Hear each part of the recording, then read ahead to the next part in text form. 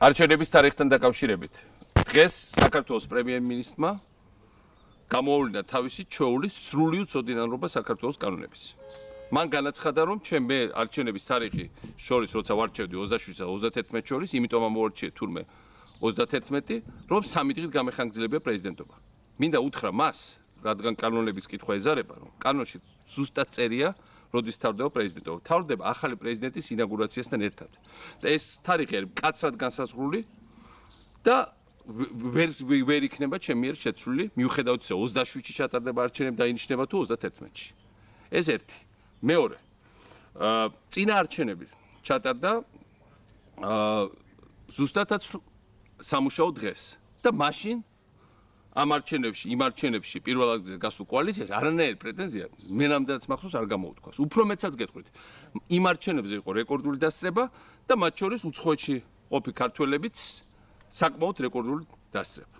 მაგრამ მიუხედავად ამისა მე მოვისმინე კარგად არგუმენტები არასამთავრობო ორგანიზაციების, მაინც რაღაცა თემები აქვთ, რომელიც უკავშირდება სწორედ უცხოეთში მცხოვრები ჩვენი თანამემამულეების მიერ არჩევნებში მონაწილეობის მიღებას და მიუხედავად იმისა, რომ ტექნიკური პრობლემები არ არის, იმიტომ რომ დღეს მე შევხვდი საარჩევნო კომისიის ადმინისტრაციის ხელმძღვანელს, ბატონ ხარატიშვილს, დავავალე ადმინისტრაციის უფროსს ბანნოვს კიდევ ერთხელ შეხვდეს არასამთავრობოებს და კიდევ ერთხელ ყველა მათი არგუმენტი მოისმინოს, იმიტომ რომ ჩვენ რა თქმა უნდა აკვიატებული არც ერთი თარიღი და იდეა ფიქსი რომელიმე თარიღზე არ აქვს.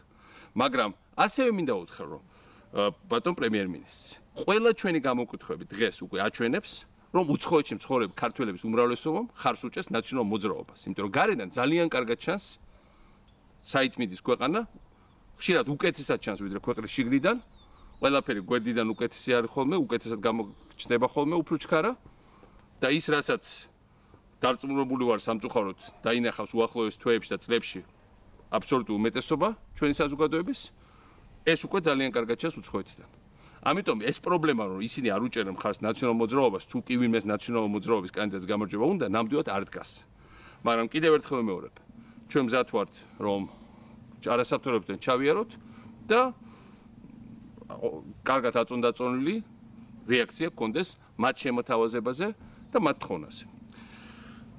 მეორე რაც საკითხი რაც არის, დღეს მე არ შემიძლია არ მოვახდინო რეაგირება, დღეს ძალიან ბევრი არასწორი ინფორმაცია იქნა ნათქვამი და ძალიან არასწორი ფორმით, მაგრამ ახლა მას ყველა შეჩვეულია. ეს გამოხატავს იმ დონეს, რომელიც დღეს სამწუხაროდ გააჩნია ჩვენ პრემიერ-მინისტრს და მთავრობის ხელმძღვანელს და ახლა ამის შეცვლა მე ნამდვილად არ ხელმეწიფება, მაგრამ როგორც უმაღლესმა თავმჯდომარემ არ შემიძლია არ მოვახდინო რეაგირება იმაზე, რაც მან თქვა საქართველოს შეიარაღებულ ძალებზე. ჯერეთი მან ილაპარაკა იმაზე, რომ მიუხედავად ისა, რომ შეიარაღებული ძალები აღჭურვეთ, განვავითარეთ, რომ ეს ყველაფერი დამთავრდა ძალიან ცუდად და პრაქტიკულად გაიმეორა რუსების თეზისი ამის შესახებ და მეორე მან თქვა, რომ შეიარაღებულ ძალებს არანაირი გადამწყვეტი მნიშვნელობა არ აქვს თურმე საქართველოს უსაფრთხოებისთვის. რა თქმა უნდა, დიპლომატია არის ძალიან მნიშვნელოვანი. მაგრამ დიპლომატიას თუ არ უმაგრებს გვერდს, თუნდაც რაღაც დონის შეიარაღებული ძალები, ის დიპლომატია არის ყოველთვის წარუმატებელი. 2008 წელს მინდა თქვა ბატონ ივანიშვილის გასაგებად. თუ არა გმირული წინააღმდეგობა ჩვენი შეიარაღებული ძალების. თუ არა ის, რომ პირველმა ჩვენმა შენაერთებმა გააქციეს 58 არმიის ხელმძღვანელი გენერალი ხრულოვი. მოიგერიეს პირველი შეტევები. ჩამოყარეს პირველი საფრენი აპარატები. ჩვენ არ გვექნებოდა დრო დიპლომატიისთვის და საქართველოს სახელმწიფოების გადასარჩენად. ის რაც მას არ ესმის, მაგრამ მე ვიცი ძალიან კარგად. და მე უწრჩევდი მას მომავლისთვისაც. არა მხოლოდ როგორც საქართველოს მთავრობის ხელმძღვანელმა, არამედ როგორც საქართველოს მოქალაქემ შეიკავოს თავის შეიარაღებულ ძალებზე 100 აგდებულ ლაპარაკისგან.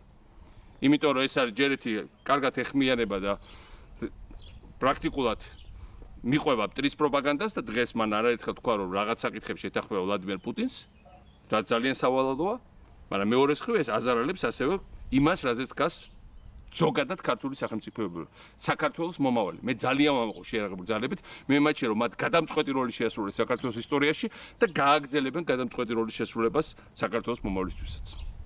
ასევე უკვე მენამდენეთ მინდა უთხრა პრემიერ-მინისტრს. ის რასაც ის ეძახის პიარ სააკაშვილის სიცრუეში ცხოვრებას, უცხოელების შეცდომას შეყვანას, ეს იყო ის, რაც შეადგენდა საქართველოს საერთაშორისო რეპუტაციას, საქართველოს განსაკუთრებულობას, საქართველოს წარმატებულობას სოფლიოში და ეს ეფუძნებოდა იმ ძალიან მძიმე შრომას, რომელიც ჩვენ გავწიეთ წინა წლებში, მუშაობას უცხოურ სახელმწიფოებთან, საქართველოს სახელის დამკვიდრებას თემ სოფლიოში და რომელიც ასევე ეფუძნებოდა იმ რეალურ ცვლილებებს უკეთესობისკენ, რომელიც მოხდა საქართველოში.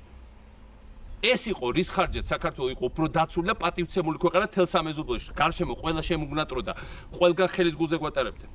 და დღეს ამ ყველაფრის გრევა ასეთი განცხრომით ეს არის იმ ტოტის გახერხვა, რომელზეც ზის ჩვენი ქვეყანა. იმიტომ რომ თუ ეს ყველაფერი დაანგრია და თუ ესეთი რეზოლუციები გაგზავნა, როგორც დღეს მიიღეს, სადაც არის ლაპარაკი პოლიტიკურ დევნაზე, პოლიტიკურ პატიმრებზე, დემოკრატიის დარღვევაზე და ეკონომიკური კლიმატის გაუარესებაზე. მაშინ საქართველოს შეიძლება დაუცველი და საქართველოს რეპუტაციის გრევა ხდება და ერთხელ შელახური სახელის აღდგენა მე ძალიან ძნელია შევანაძეს რომ საქართველოს საერთოდ არ ქონდა სახელი და ამიტომ ნულიდან ავაშენეთ და ეხა უკვე შექმნილ სახელს რო გააფუჭებ ისე როგორც ამას ესენი ყოველდღე ცდილობენ მე იმის გამოსწორება იქნება ძალიან ძნელი ამიტომ მე ძალიან მაღლობს და მოუწოდებ მთავრობას გაუფრთხილდნენ საცუდად იმასა რაც არის ჩვენი საერთო მონაპოვარი და არც ერთი მთავრობის საკუთრება ნამდვილად არის და ბავის ბოღმის გამო და თავის რაღაცა ღვარძლის გამო ამას ნუ გადააყოლებენ საქართველოს რეპუტაციას და საქართველოს ინტერესებს